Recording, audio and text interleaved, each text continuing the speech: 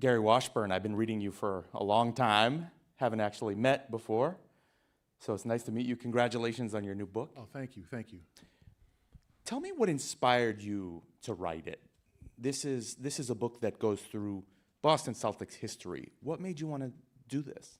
Well, I definitely wanted to write a book about the organization, and I was approached about an idea about the history of the organization and was asked to pick 175 moments in the history of the organization, 78 years, and it was hard, it was difficult, and I tried to capsule, all of the good times and the bad times, not only championships, but some of the tougher times the organization has been through, and kind of carry fans through a journey through the success and the failures of the organization, and now obviously with winning it in 24, success. They finished on top, so it worked out well with the release date to have them come off a championship. Last year might have been a little bit more difficult, but what I wanted to do is just teach fans about history. You hear the names, the Kuzis, the Russells, Don Nelson, Tom Heinsohn, but we don't know really what they did and how good they were. We kind of take for granted. Obviously, they played in Chuck Taylors and wore the shorty shorts and the black and white, and we can't really relate to that. We can only, our society is so focused toward like the last 10 years. So I wanted to teach fans, a lot of fans who only heard these people, what they did and their contributions to the success of the organization. So 175 moments in the great history of this great team. Was that difficult in terms of narrowing it down or finding 175 moments? Narrowing it down, because there were so many. I mean, I have Celtic fans, you should have picked this one, Game 6 of the '86 finals, or this fight between Dr. J and Larry Bird, and I could have done probably 250 if I really, and then included more players who were, because I tried to include also players who didn't maybe spend a long time in Boston, but had a big impact on a championship, who they came along and the Kendrick Perkins or Charlie Scotts or Paul Silas's, people that were maybe had won other places, and had played more years in other cities, but had come to Boston. I think the Red Sox remember Dave Roberts, and he, for that stolen base, and obviously in '04, and he comes here and as a Dodgers manager still gets standing ovation. So I kind of wanted to equate that to the Celtics, because there's players who came here who might have only played 1 year in Boston, but they won a championship that year. Guys like Bill Walton, who came here and played 2 seasons or parts of 2 seasons, but helped win that '86 championship. There were a lot of guys reading through the book. Tiny Archibald that you hear about over time. Shaq had a year on the Celtics, kind of an injury-plagued year. And many others. So I was like, wow, that guy actually played on the Celtics? Now that I know, thanks to your book. So in carrying out this discussion, I want to look at sort of the 5 eras that we have, the 5 championship eras, starting with Bill Russell and Bob Cousy and Tommy Heinsohn. Then you have the Havlicek era and Dave Cowens, and then the Bird, Parrish, McHale days. And as you reminded me in the green room, there was also a Paul Pierce, Garnett, era, so there were 5 eras, not 4 like I had thought, and then of course the reign of the Jays, which is the current era. But before we go there, if you could just tell us a little bit about what you do. How long have you been covering the Celtics for the Globe? 15 years now. Okay. Since 2009. And you're from L.A. Born and raised a Laker fan. Okay, so Grew up 5 minutes from the Forum, literally 5 minutes. We used to ride my bike around the parking lot. Yeah, like all that. So you weren't a Larry Bird fan like I was back in the day? No, okay. No. Okay. No, I always tell this story, in the 80s, Tommy Heinsohn, obviously former Celtic great player, former Celtic great coach, used to announce the games in the 80s, the final 84, 85, 87. And obviously, Tommy, as we know, was a tad bit biased toward the Celtics and his coverage of the team. So literally, my whole family, my uncles used to just hate Tommy Heinsohn. So when I got here in 2009, I met him, and he could not have been a nicer man. It was like I just had all this, not disdain, but just kind of like, oh, it's Tommy. But he could not have been nicer. over the years to getting to know him. And I always tell my especially when my one uncle, just like, yeah, he's not a bad guy. Like he just, he used to couldn't stay. Oh, he's so biased toward the Celtics. Why do they have him on the telecast? I got to turn down my TV and all that. So, but yeah, grew up like the '84 was probably my lowest sports moment, losing that Game 7 at the Garden. I mean, yeah. And then I end up here 25 years later. So was it a little bittersweet having to cover this great franchise as a Lakers fan? Honestly, not as much. As you get older, your allegiances kind of weaken a little bit. And it's just interesting to see the other side, the tradition, how much you have a great respect for how much the Celtics in Boston honors its sports greats, the banners, and seeing in the honor to me of meeting Bill Russell, meeting John Havlicek. Obviously, a lot of these guys have now passed on, but meeting these and just legends, guys that you're just like, you just kind of pinch yourself a little bit. The reunions when they had Paul Silas or Bill Walton. And it's just like, it's just an honor. It's basketball history just constantly around you with the Celtics. And now obviously the current, when the Garnett comes back, or having covered Paul Pierce or Ray Allen, those guys are turning into legends on their own. Maybe not at the state of Cousy or Russell, but just to be able to it was just fascinating and an honor to cover the organization because of how much history it had, and to learn about it and to see kind of how the other side lives, and to see how they hate the Lakers just as much as the Lakers hate the Celtics. True. Before we go into those 5 eras, I want to remind folks that we have this Slido thing going on where you put in slido.com and then the hashtag Washburn, and you can ask questions. Can't guarantee that I'll ask them, but I'll try. So the Bill Russell era, is it fair to call it that? Oh, yeah, Russell Cousy, yeah. Okay, so he joins the Celtics after a trade with the St. Louis Yeah, he was Hawks. not drafted by, people think he's a Celtic draft pick. He was not drafted by the Celtics. He was drafted by the St. Louis Hawks and traded for Easy Ed Macaulay, who was a Hall of Famer, an all-time Celtic great in himself. His number is retired there, too. People don't really know that. They think that the Celtics drafted him, but they traded on draft night for Bill Russell, which is obviously the greatest trade in franchise history, or maybe the history of professional sports. Even bigger than the Marcus Smart trade? Yeah, big, slightly. All right, what do we got here? So Bob Cousy lunging for a loose ball that the St. Louis Hawks, Slater Martin had just scooped up. What are we looking at? Well, this is the finals in one of those years against the St. Louis Hawks. The St. Louis Hawks were their first real rivals with Bob Pettit, and a lot of the great players. They lost to the St. Louis Hawks in '58. Then they went on their run of 8 in a row. But yeah, the St. Louis Hawks were the first, before the Minneapolis Lakers. The Hawks were their first real rival. And this is obviously when the NBA had 8 teams, so people kind of denigrate the championships because you're the first of 8 as opposed to the first of 30, like the Celtics are now. But yeah, these are all-time great. Bill Sharman right there, a person that I knew as the Lakers general manager growing up. So Bill Sharman, all-time Celtic, became the Lakers general manager, and if you watch the show Winning Time on HBO, he had a role in when Magic Johnson arrived there, so he was around, and that's kind of so to see him as a Celtic was kind of surreal. A little jarring. Yeah, because obviously I remember him as like a great Lakers executive in his later years. Who was the one who retired and went on to sell insurance?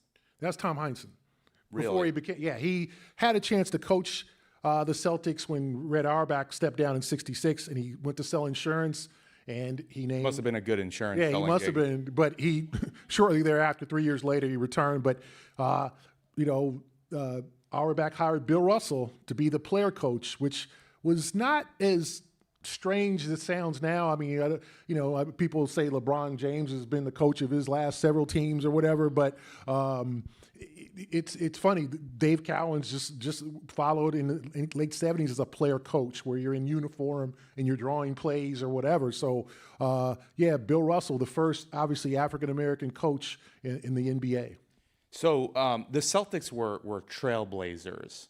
Yes. Maybe that's not the best term in a basketball conversation. But in terms of breaking race barriers, the first black coach, the first black player drafted, Chuck Hooper, in Chuck Hooper, The first black starting five. I can't help when I read that to compare it to the Red Sox, who resisted that. They tried out Jackie Robinson. Yeah. And were they the last team to integrate? Yeah, Pumpsie Green, 1959. Yeah. So the Celtics in a way are the antithesis of Yes. that. Why was this team ahead of the pack in this front? Well, I think Auerbach just wanted to win, and I think that there were these kind of unwritten rules in professional sports. Then there was unwritten rule that there would always be at least one white starter in a starting lineup. And when Tommy Heinsohn got hurt, and there was he replaced him with Willie Knowles as opposed to replacing him with a white player like a Havlicek or or someone like that who was around. He kept Havlicek as a sixth man, and he put Willie Knowles in the starting lineup and made the first all black starting five. Red wanted to win. He didn't care what color you were, as long as you bled green, and that's what he wanted. And obviously it worked, And obviously, who wouldn't want to hire Bill Russell? Obviously, one of the more brilliant, intelligent men ever to walk, a basketball court as your coach. And so for me, it's just, I think, unfortunately, with the perceptions and the stereotypes, and especially in the 80s, Boston got this real reputation of having an all-white team. And I always have conversations with Cedric Maxwell, who's like, well, where the hell was I? I thought I was on this team too. M.L. Carr, Dennis Johnson. I mean, you look at the 84, and it's a bunch of, it's the black guys against the Lakers and the white guys, but the Celtics had a black coach. Like, Casey Jones, as far as I checked, was black. So, I mean, so to me, it's a bad stereotype. I think it was a pleasure to kind of expose how much Red Auerbach in many ways, and then the franchise continued to diversify. Another thing I learned in your book, I'm going way forward here to the current era, really. When Horford was drafted, I think that you wrote that Boston kind of had this reputation as a place where top black talent doesn't want to go. Yeah. Horford came here, and it was like a little bit of a coup for the Boston Celtics. So that reputation has made the lasted team suffer for years somewhat. because the many of the players they were acquired by trade, like Kevin Garnett, Ray Allen, they had not signed. I guess you could consider maybe Dominique Wilkins as the last before Horford in 2016. I think Dominique Wilkins was 94, the last major black free agent to sign in Boston because of the issues that, let's say, it happened to D. Brown in 91 where he got stopped and hassled by the cops. And there was just kind of this cloud over the organization for years about, do black players want to play in Boston? And it wasn't until Garnett and Allen came, and Garnett swore, obviously, the 6 great years here, his numbers retired, that he kind of relayed that message. And then guys like Isaiah Thomas being treated here so well here in his 2.5 years, they still love him. Or even Marcus Smart, like the players who have played here said, hey, it's not as bad. Like, I don't know what I thought it was going to be, but it's not that. And I think Horford kind of kind of took the lid off the pot in terms of free agents. And the next year was obviously Gordon Hayward, but also, Kyrie Irving wanting to come. Obviously, it didn't work out all that well, but Kyrie Irving wanting to come to Boston and play for the Celtics. And now, and even later on, Kemba Walker wanting to come and play for the Celtics. And guys like Tatum and Brown saying they love it here and they love being a Celtic. Wow. You write about these incredible moments in the early years of the Celtics. Bill Russell pulling 49 rebounds in a single game. There was a 170-point game that you write about. Without a three-point shot. Without the three-point shot. I wish this stuff was better. Like, I was like, I should have known that as a Celtics fan. These guys don't get enough credit. No. John Havlicek is the Celtics' all-time leading scorer at 28,000, I think, 385 points, and never hit a three-point shot. Like, what does that say? Like, we talk, and as much as like LeBron and now is at 40,000 points and all these guys are putting up these big numbers, they had the three-point shot. The three-point shot, obviously, in another part of the book where Chris Ford hit the NBA's first three-pointer in 1979. Chris Ford, who would go on to become a coach in the Larry Bird era. Yeah. The ABA approved the three-pointer to make the game more exciting 10 years before, and it did. The NBA was obviously slow, a little antiquated, but instituted the three-pointer. But just imagine if Bird had played 20 years later, 15 years later, how many three-pointers. Back then, a three-pointer was like, what are you doing? Get the ball in the paint. Get the ball to McHale. Get the ball to Parrish. And score in the paint. Get the free throw line. Now everyone's taking threes. But I mean, if you just look at some of these great players and the numbers they put up, and you get an appreciation for some of the opponents. You get an appreciation for Wilt Chamberlain. Some of those games, 50 points and 30 rebounds, because the NBA didn't do a great job of the video history, it's hard to watch, like if you look at the NFL and you say, hey, I want to watch the first Super Bowl, you can probably go on YouTube and watch the first Super Bowl. You can watch some of those old NFL championships with Y.A. Tittle and the New York Giants. But in the NBA, it's clips, 2-minute clips, 3-minute clips. It's really hard to watch, to find an entire game to where you can see how effortless it was for, let's say, Wilt Chamberlain or Bill Russell to pull down 49 rebounds in a game. So I don't think we respect those numbers from those legends as much as we should because we can't see them. We don't watch the games. We really can't watch the games. Like some of the research, I was looking at old clips, the last 5 minutes of the game and how, and I think in terms of that, like, we only see Bob Cousy as like, in the shorty shorts dribbling around and avoiding everyone.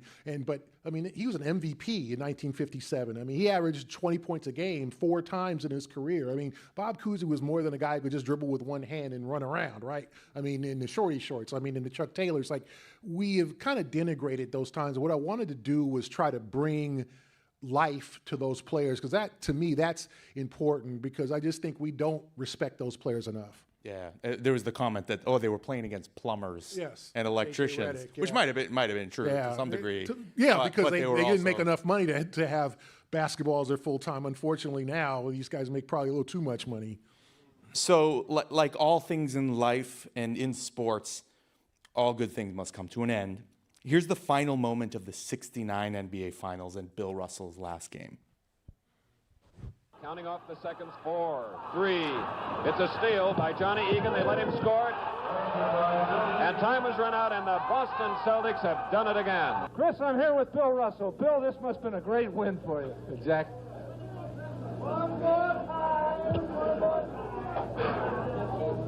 I know it's hard to say what's in your mind right now, Bill, and it must have been a great win.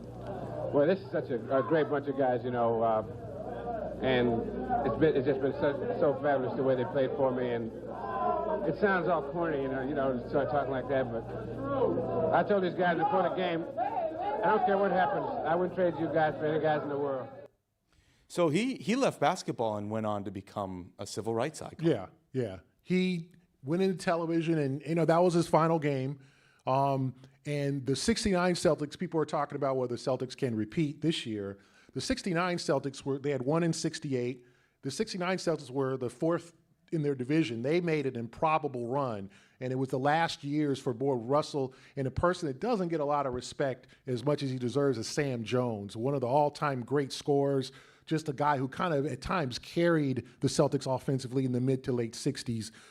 Even in his later years, he was a great player. He had 24 points in that final game before he fouled out. So if you look at, like, Russell went into television, but he did obviously, that was his last, he was only 34. I mean, we now that's young, relatively young for a professional athlete. That's not, as much as retirement age, but that was Russell's last game. And obviously as a player coach and winning on the floor of the Inglewood Forum and beating Jerry West and Elgin Baylor once again. So I'm glad you mentioned Sam Jones because as Russell and Sam Jones leave, it begins a kind of rebuilding era. And that would sort of deliver us into the Havlicek and the Cowens era. But before we do that, let's go back to 1965 when Havlicek on the Bill Russell team has this incredible moment. Boston only has a 1-point lead. Greer's putting the ball on a play. He gets it out deep, and Havlicek steals it. Over to Sam Jones. Havlicek stole the ball. It's all over. It's all over. Johnny Havlicek is being mobbed by the fans. Bill Russell wants to grab Havlicek. He hugs him. He squeezes John Havlicek. The Celtics win it. 110 for 109. Could you imagine, like, the crowd just rushing the floor now at the Garden. Why can't we do that anymore? Boy, those were the days. Yeah. So why was that moment so special? I've heard that before. Why Basically, it saved the Game 7. They had won, I think, 6 championships in a row. That was the Eastern Division Finals against their rivals, the Philadelphia 76ers. The Sixers had one chance to win the game, and Havlicek stole the ball. And obviously for an amazing career Havlicek had, I think that was his second year. That was the point, the high point of his career, even though he played until 1978. And then obviously Johnny Most, that call is just legendary. That's still one of the more famous plays in NBA history. If you just say Havlicek stole the ball, I'm sure he heard that phrase for the remainder of his life. And never bought a beer again, at No, least in Boston. not in Boston. We have a question from Slido, and this is a great question. What historic Celtics player doesn't get enough credit, who you wanted to highlight? I would probably say Havlicek, because obviously even with Paul Pierce playing 15 years in Boston, he was still second to Havlicek as the all-time leading scorer. Havlicek he averaged 16 points a game, and he was 37 years old. Like, he could have continued to play. Obviously, he retired, but he kind of branched the eras of the 60s and the 70s. Him, Dave Cowens and JoJo White won 2 titles, and those 2 titles, and that's another answer to the question, those 2 titles didn't get a lot of respect that the Celtics won in 74 and 76 when the league was different. The league was obviously a lot more talent, more teams. Guys like Kareem Abdul-Jabbar was in the league. A young Julius Erving was coming into the league. So there was a lot more great talent in this. So to win 2 titles in 3 years in the 1970s was quite a feat that kind of gets overlooked because suddenly in 79, a guy named Larry Bird comes in, and then things change a little bit. Yeah, that brings in a new era, and we'll get to that. But one of the things I think is great in your book is learning about all these people that I'd never heard of. Jim Lusky, Don Nelson, Frank Ramsey. You have a page for Chuck Cooper. So I appreciate that you're bringing all these people to light. So this brings us into the Larry Bird era. So he joins in 79-80. He gets drafted, becomes the Rookie of the Year, and announces that the Boston Celtics are back.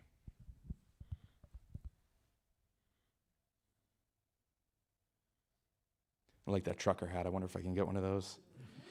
So for me, as a kid, growing up here at the time, this was, not only was this the highlight of like all professional sports, but like everything, all world events, Larry Bird, the Boston Celtics. Was this really one of the best basketball teams? They talk about, I think, 86 ever assembled.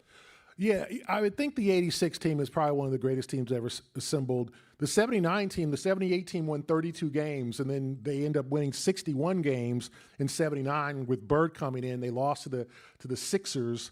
That's the kind of, as a Laker fan, the first kind of the rivalry with the Sixers, because they played the Lakers in the finals in 80 and 82. I wasn't really familiar with the Lakers-Celtics final until 84. Then I got real familiar with it, unfortunately, as a Laker fan. But they were building a team. I mean, obviously, if you look at 80-81, the Kevin McHale trade, which I talk about, where they kind of heisted the Golden State Warriors for Robert Parrish, a big man entering his prime, and Kevin McHale. So you're basically trading 2 draft picks for 2 Hall of Famers. And that was another Red Auerbach special. And even the drafting of Larry Bird, who in 1978 was eligible to come out and did not want to come out. He had played 4 years, but he went back for his final year at Indiana State.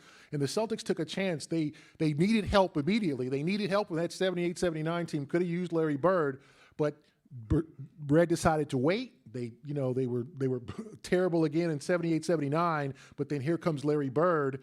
He was a 6th overall pick in 78. I mean, how many of those teams were kicking themselves not taking a chance on him and just waiting that extra year and getting one of the all-time great players? So just the decision-making of Red Auerbach, even after following his coaching career and as a general manager, to build those 80s teams and to basically acquire Parrish and McHale and then draft Bird a year before he came to the league. I mean, that's genius work. And that actually echoes of something that happens later when we'll get to that, but in the Garnett Pierce era, but first, before we go there, Larry Bird had a response to Havlicek's steal the ball moment, and we have that footage. Out of bounds. Who's got it? Detroit ball with 5 seconds to go. Thomas wants to get it in quickly. Does to Lambier. Stolen by Bird on the cut to DJ. Yes! Yes, and a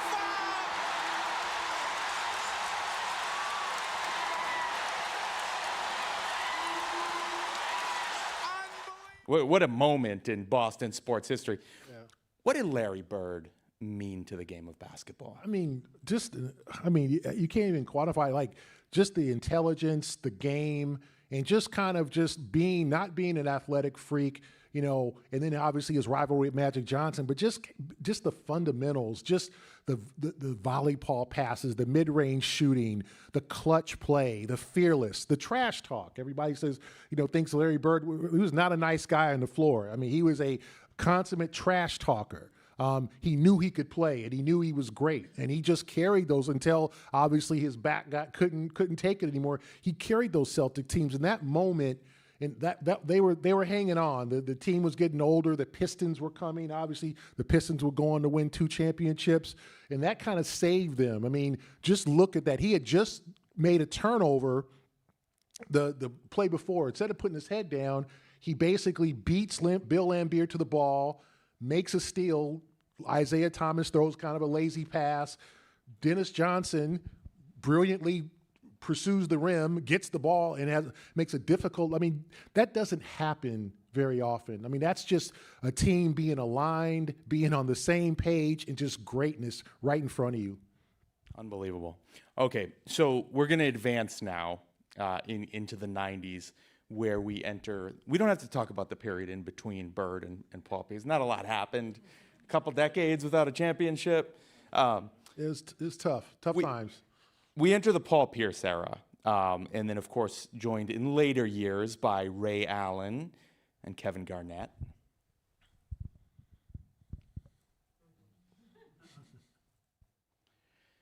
So Doc Rivers, of course, getting Gatorade dumped on him.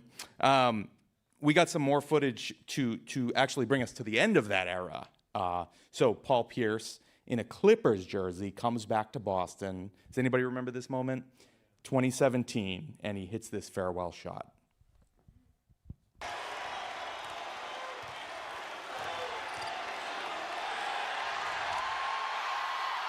Oh, come on! An appropriate ending for Paul Pierce.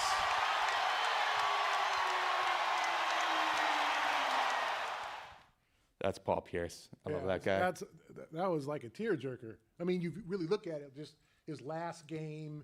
He started the game. Doc started him for 4 minutes. He sits for 43 minutes, then comes in the last 10 seconds. His last shot at the Garden, he hits it. He's retiring after the season. Like, that's Boston magic. I mean, you know, obviously he never lost being a Celtic. I mean, obviously he went to Brooklyn and Washington and then the Clippers and played for other teams. But, I mean, that was just an amazing moment, just in an arena, in a city that's been filled with those. You know, returning to what I alluded to before, how there was kind of an echo in the trade that you were referring to that landed us Parrish and McHale. There was a trade from the Celtics to the Brooklyn Nets of Paul Pierce and Kevin Garnett, Kevin Garnett, which landed us 2 draft picks. Yeah. Which didn't work out for Golden State, but it worked out for Boston. It worked out for the Celtics, yeah. Who did those draft picks give us? Jaylen Brown and Jason Tatum, yeah. I mean, isn't that something just, I mean, I think we all saw it. You know, I know my friend Blakely's here, and we covered the team, and they were old. It was time, and I think Danny Ainge told us, he said, what I didn't want to do was what Red did with Parrish, McHale, and Bird. I didn't want to let them get old in Boston. And then the organization, as we kind of skipped, kind of went in some really hard times because they got old and they couldn't come back for a while. He wanted to trade those guys when they still had value. And Brooklyn was trying to make a title run. They still are, I guess, trying to make a title run. It hasn't worked out that way. unfortunately for those Brooklyn Nets. But they thought, they'll trade all their assets, all their draft picks for a couple of years of Garnett and Pierce. It didn't work out for them, but my goodness, the Celtics missed the playoffs 1 year after that. The Brad Stevens' first year, they won 25 games, and they ended up drafting after that in the lottery Marcus Smart, and they made the playoffs from 2014 now all the way to obviously the championship in 24, led by Brown and Tatum. Every year. Every year they made the playoffs. Okay. Okay, so we got another audience question. This is a reference to Tatum in the Summer Olympics, which I'm sure folks have heard about if you're a basketball fan. Steve Kerr as the coach kind of, made him spend a lot of time on the bench. Is he over that, and is he ready to be a productive player again? Oh, I think he's over it. I also think he's motivated by it. And I think if he's not, people are in his ear telling him to be motivated. And Tatum's not a real outwardly going guy in terms of his emotion. His emotionals he'll get is after winning Game 5 of the finals, where he was thrilled, he was happy. So he's not going to go on social media rants. He's not going to tell us, yeah, man, when we play the Warriors, I'm dropping 60. Like, he's not going to tell us that. He's just going to quietly go about his way and try to be the best player he can be. And that's the way it should be. And obviously right behind him will be Jaylen Brown, who won the MVP of the Eastern Conference Finals, MVP of the NBA Finals, but didn't even receive an invite to Team USA, not even to try out or to, like, he was completely skipped. So both of those guys enter this season with more motivation than, let's say, any normal team coming off a championship where they've tasted the champagne this summer, they've traveled, and they've been told how great they are, and they've kissed babies and all that. These guys are upset. And now, and as much as they enjoyed the championship, they both have a lot to prove. It's ironic because they just did everything. They have all the accolades and the All-Stars and the first, the outsiders second. Or the Steve Kerrs, and told him, and Team USA said, you're not good enough for us. And then the other thing is, it's incredibly difficult to win back-to-back, as you pointed out in a recent column. Why is that? To win a championship, everything pretty much has to go right. And obviously for the Celtics, it really didn't, because Kristaps Porzingis was hurt most of the playoffs. I mean, they won the title mostly without him, so they could have been even better. But usually in championship years, the motivation's there, the health is there, everything kind of works out. The second year to have that happen again is difficult. So, and the Celtics will enter this season without Porzingis playing probably the first 2 to 3 months of the season. So they're going to start from a little bit behind as they were, let's say, at their high points last year. So it's just very hard for everything to go right. It's like anything else. Sometimes to ask something to go right a second time in a row is very hard. Now, the Warriors were able to do it, and there's been the Miami Heat, obviously a decade ago, did it with LeBron and those guys, kind of beating the Celtics on their road. But this will be a much tougher season than last season, as much as last season was difficult. Okay, so this year the Celtics won their 18th NBA championship, breaking the tie with your Lakers. I don't know if I can still say that. Let's just remember what an amazing end to the season this was. And now Dallas will dribble it out. This crowd on its feet, the best team in basketball all year. All the work, all the sacrifice, handling the enormous weight of massive expectations. Ends tonight here. It's over. Time to say it again, Boston. Anything's possible. Banner number 18 has been secured. The Celtics are NBA champions. You want to say something? Well, yeah, you didn't see like all the fans run to the court like it was. Right. We got to bring that back. With safety first, but yeah, we got to bring that back. I remember seeing a clip. I was watching this for the 5th time, and there was a clip with like 3 of the players had babies, and they were all on camera at one point, like rocking their babies back and forth. I'm like, oh my God, that's so cute. So it was a long road to get to this point. Totally. I mean, I don't know. You start with the trade, right? The trade to the Brooklyn Nets, Garnett and Pierce. Go to Brooklyn, that's in 2013, and we get both JT and JB as a result of that. We could have spent this whole event talking about just this period in Celtics history. But what did it take? What were some of the most important changes that happened over those 10 years or so that got us to this point? It was kind of experience, too. One was sort of getting LeBron out of the Eastern Conference. That helped because they ran into the Cleveland Cavaliers a couple of times.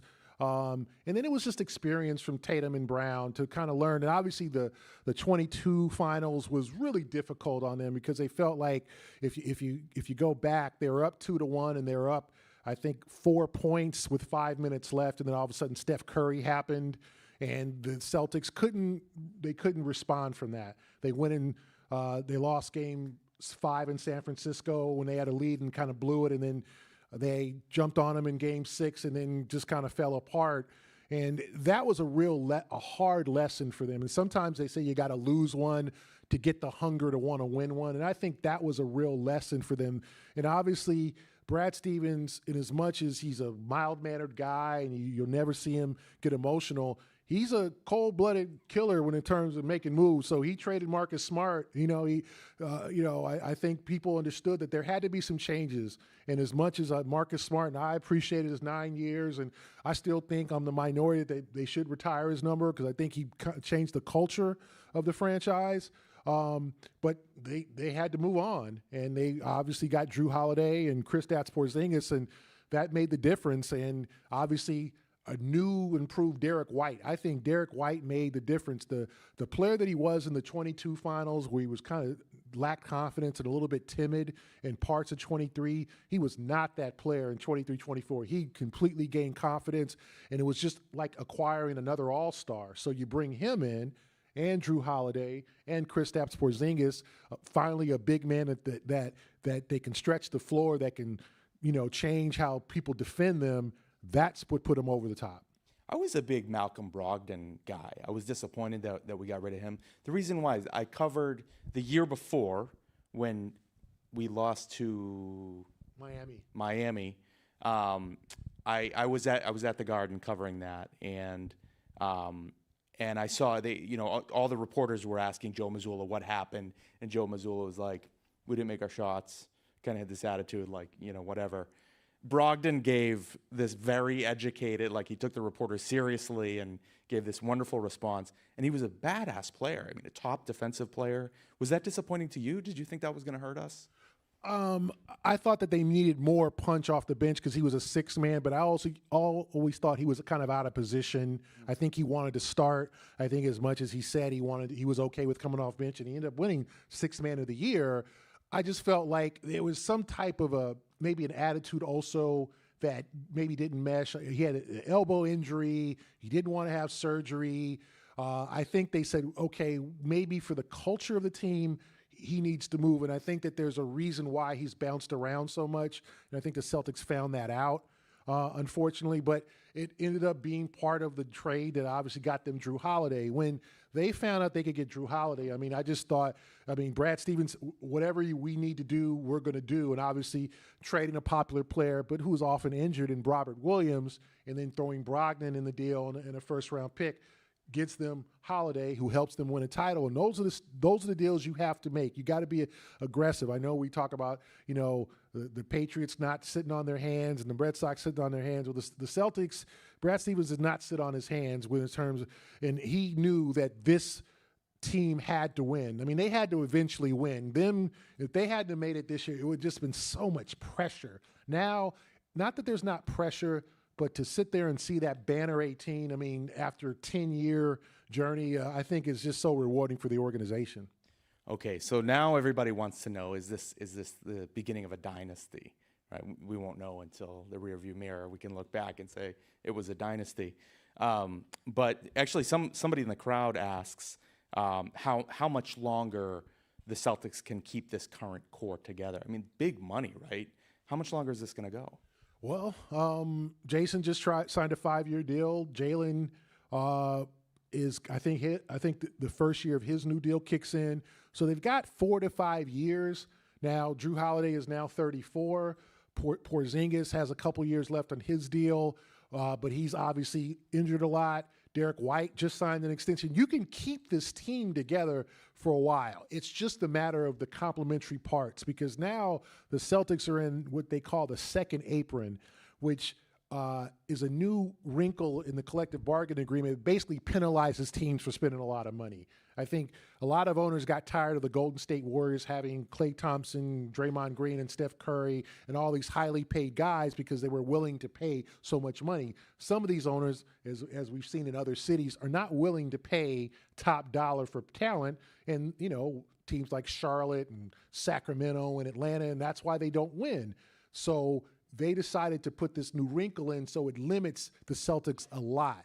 So that's why, and I also think that Wick knew that he was probably going to sell the team. That's why he just decided to go all in, sign Tatum, sign Derek White, sign a guy like Sam Hauser to make sure that this team had 3 to 4 more years. Now, toward the end of the decade, we'll be asking what's going to happen, who's going to be the first to go, because that question is going to come. Guys are going to start getting older, and then will it be Brown or will it be Tatum? Will both of those guys retire as Celtics? We don't know that, obviously, in this current climate, because we're going to have eventually, there's going to be a $70 million a year player. There's eventually going to be an $80 million a year player.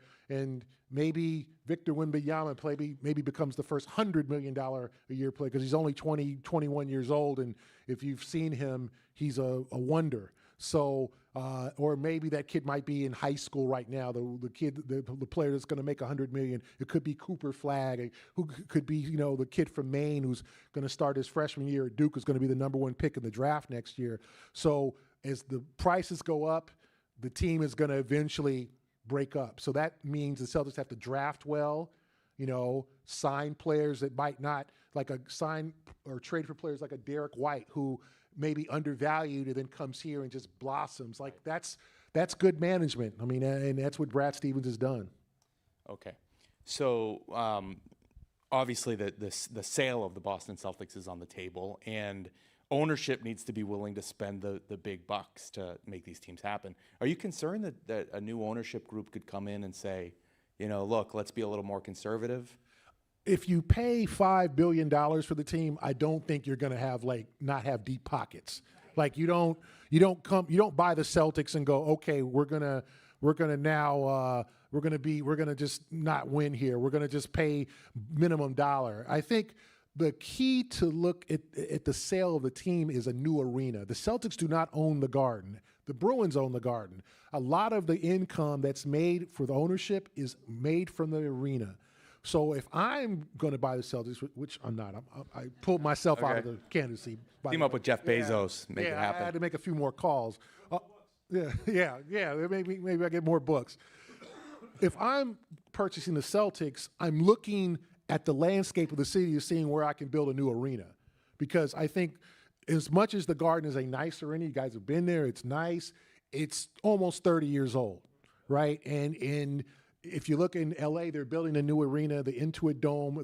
These arenas are going to be amazing, the ones that are being made now. So as much as we love the Garden, it's getting older, okay? So if I'm going to purchase the Celtics, I'm going to look at maybe the Seaport or someplace, land to potentially build a new arena. Does Boston, and that's what obviously people, does it need a new arena or a second arena?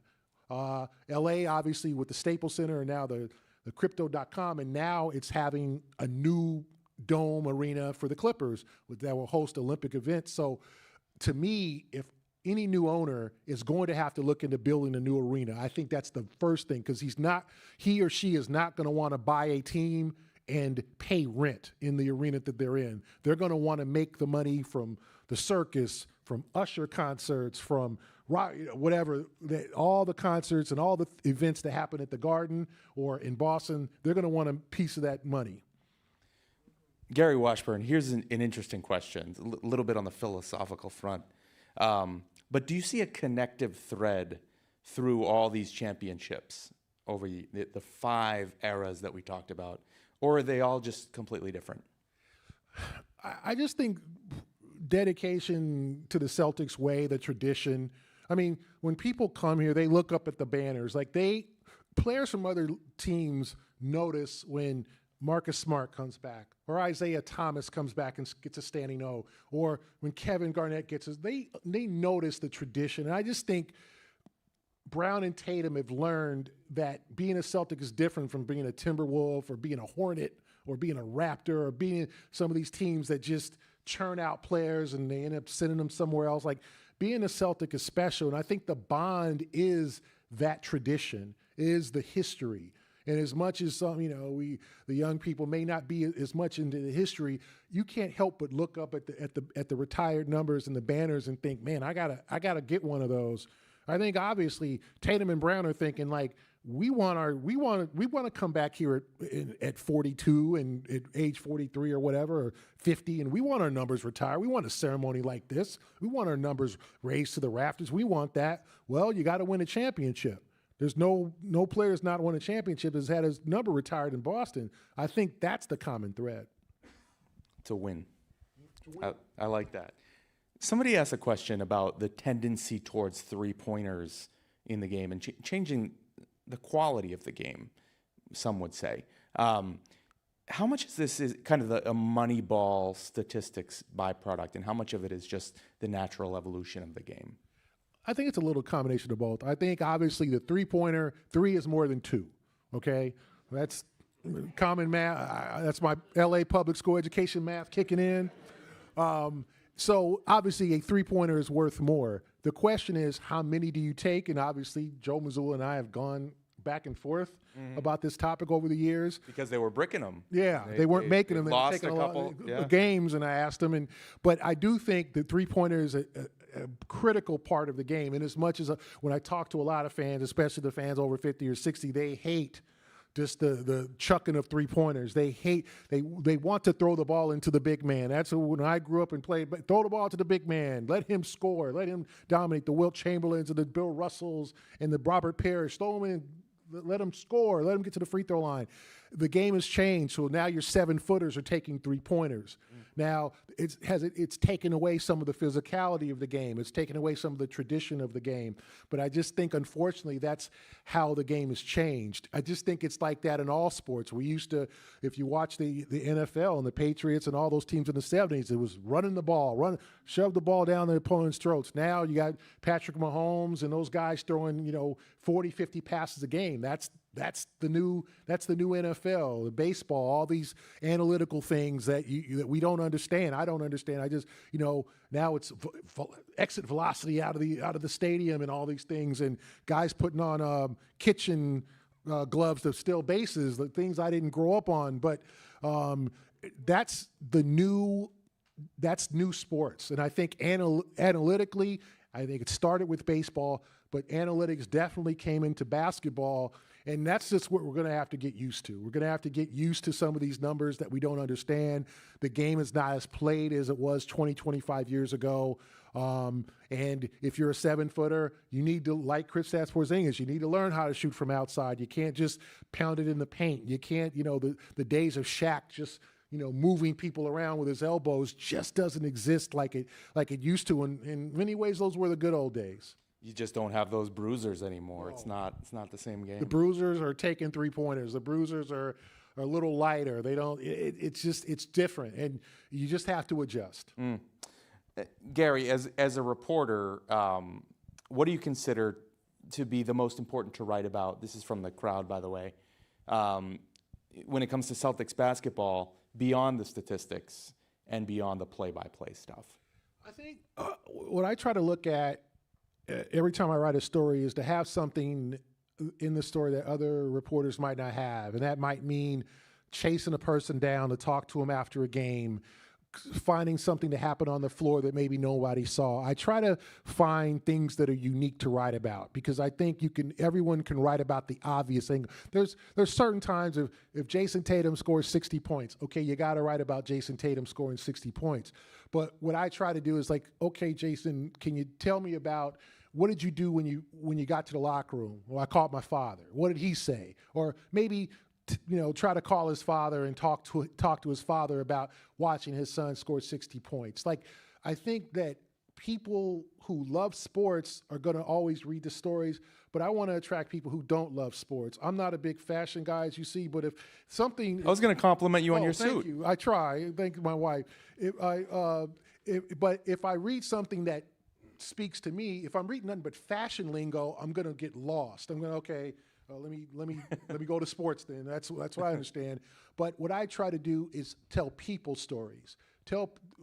Like all these athletes, the men and women that play our games have unique stories. I try to tell those stories. In addition to the stats, in addition to neat numbers, in addition to things that fans really want to read. Because nowadays, obviously, growing up, I mean, you would have to watch the 11 o'clock news to watch the highlights. You would have to watch 11 o'clock, you'd have to watch, unfortunately, and I still get the paper delivered. You'd have to look at the paper to see the box score of the Celtics or Red Sox game the next day. Now, you look on your phone when the game is over and you see what everybody did. So me writing how many points everybody scored is going to put people to sleep. I've got to come up with different ways to cover this team that is with technology, because technology has made sports a 24-hour cycle. 3 in the morning. I mean, we're watching the Olympics. I was in Paris and I'm looking, and it's the middle of the night, and people are up there and posting on Twitter or X or whatever about the Olympics, because it's a 24-hour news cycle. So what you have to do is just write about things that interest people that your competition as other reporters might not have. Sometimes they do. Sometimes you see your competition talking to the same guy, and I'm going to have to, it's a tie today. I'll take the tie. But it's competition. You try to win every night. Yeah. Sherrod asks from the crowd, I think you said, is that Sherrod right there? What's the one story you would have added if you could add one more? Wow, that's a good question. Wow. I honestly would have probably mentioned what happened with Ime Udoka. I noticed he didn't have a page. Yeah, I mentioned he was mentioned, but he didn't have a page. I didn't know if I wanted to get into that. I probably would have mentioned that. I probably would have touched on more specifics about more championships, maybe the 86 title, maybe losing in 87, things like that. I thought I covered, I covered a lot of what I think fans wanted to read, and a lot of the players, I did a lot on Rajon Rondo, his impact, Isaiah Thomas. I thought those 2.5 years that he was here was just, he was a pleasure to cover. I mean, I can't say any more good thing. I felt terrible for what happened in terms of his injury, but man, he was just a delight to cover and to watch a 5'9" player just take on the world and succeed. When his sister passed away and he lost a tooth, and then he scored what, 50 points? 50 points in game 2 against I mean, and played through, did not miss a playoff game, and had to bury his sister who died in a car accident. Just things that are, as I said before, the people story. I mean, you wanted the best. I wish he could have maybe worked it out. If he could have ever came back and played or sat on the end of the bench for the Celtics. But yeah, there's a lot of little things I probably could have added. I've had I said the fights when Bird and Dr. J went fist to fist, and some of those things, or when Parrish beat the hell out of Bill Lambier in '87. But yeah, I said I could have probably done 250 moments. That'll be the next book. Yeah, the fights. Yeah. The great fights. Well, Gary Washburn, congratulations again on this great book. Thank you. Celtics history.